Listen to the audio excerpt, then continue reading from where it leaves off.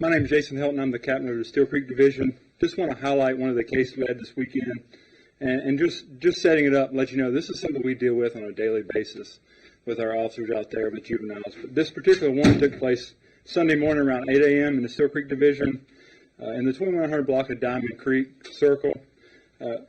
We had a female victim who was out walking in the parking lot in broad daylight, 8 o'clock in the morning, and two juveniles came up to her and asked her to use her phone. She did like the rest of us would do.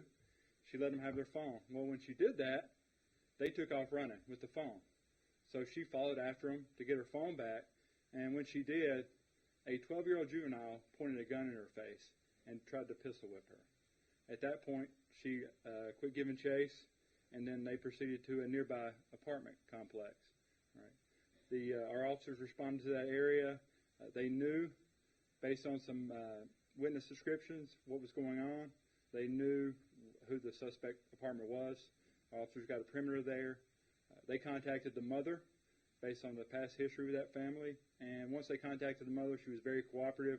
We were able to get the juveniles to come out. Ultimately, there was a 12-year-old and a 6-year-old. Yes, you heard me right, a 6-year-old with a 12-year-old brother involved in this crime where they had the firearm.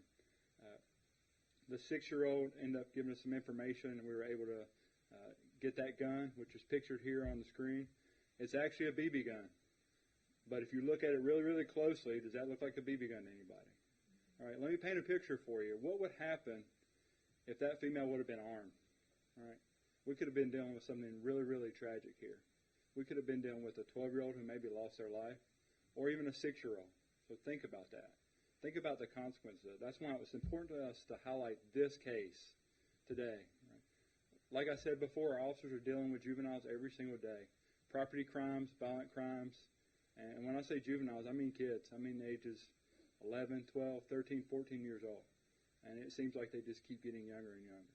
So, a couple things just to highlight, right? Know where your kids are. I said this is 8 o'clock on a Sunday morning. Right? Know where your kids are, what they're doing.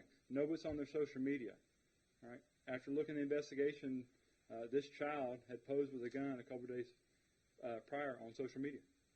Right? So know what's on your kids' social media, what they're doing on the phone. Right? Check in with your kids, talk to them, see who they're hanging out with. Those are really, really important things, right, to make sure they're on the right path. Victim in this case just finished working a night shift, thought she's helping these kids out. Right? We want to help out people. That's what we do. That's the human response. We want to help people. As police officers, that's our job. That's why most of us signed up to do this job, is to help people. Right? If a 6-year-old comes up and asks me for my phone, I'm going to give it to them 100% of the time. Right? But just being aware that just because they may be smaller in stature or maybe a smaller individual, you could be a victim of a crime there.